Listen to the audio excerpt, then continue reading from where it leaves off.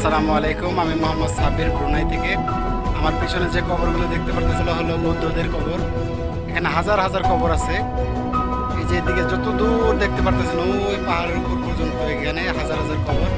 এদিক দিয়ে ভিতর দিকে আরো অনেক আছে। এগুলো সব বৌদ্ধ ধর্মাবলম্বীদের কবর।